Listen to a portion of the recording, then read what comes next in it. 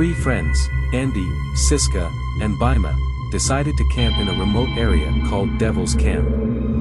The place was infamous for its eerie stories, including strange sounds and sightings of a massive shadowy figure. Despite the rumors, they went ahead, determined to prove it was all nonsense. By late afternoon, they had set up their tents near a large boulder known as the Cursed Rock. Bima, the skeptic, laughed off all the warnings. "Don't believe in superstitions. We're here to enjoy nature, not scare ourselves," he said while lighting the campfire. Siska felt uneasy, especially because of a faint fishy smell lingering in the air. But she brushed it off. As night fell, the wind turned cold, and the chirping of crickets faded, replaced by an eerie silence. Suddenly, the sound of heavy, dragging footsteps echoed from the woods. Andi turned toward the sound, but saw nothing. "Did you hear that?" Siska whispered, her face pale. "It's just an animal," Bima said, trying to hide his growing unease. But the footsteps grew louder, stopping right at the edge of their campsite. Andi shone his flashlight toward the sound but saw only dark trees.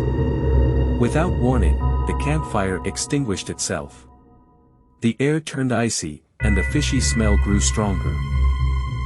Siska panicked, begging to leave, but Bima held her back. "Don't be ridiculous. We're in the middle of the forest. If we run now, we'll get lost." As they argued, a whisper came from behind them. It was faint but unmistakable. "Leave this place." Everyone froze. From the corner of his eye, Andi saw something move behind the boulder. He aimed his flashlight at it and gasped. A tall, shadowy figure with glowing red eyes stood motionless, staring at them. Nobody moved.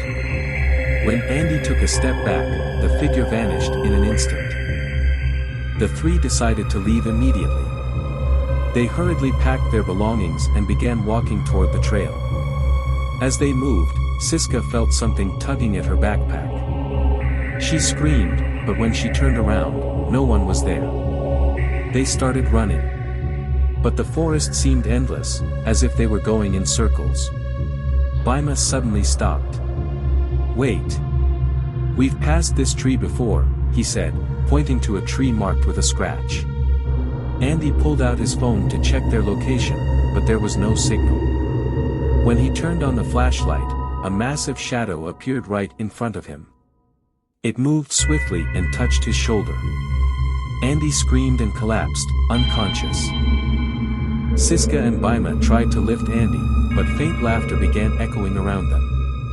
The laughter turned into blood-curdling screams. Siska started crying, while Bima tried to remain calm. As they neared the edge of the forest, the trail suddenly vanished, replaced by a thick fog. From within the fog, the tall figure with glowing red eyes emerged again, closer this time. Its deep, menacing voice growled, "This is my way.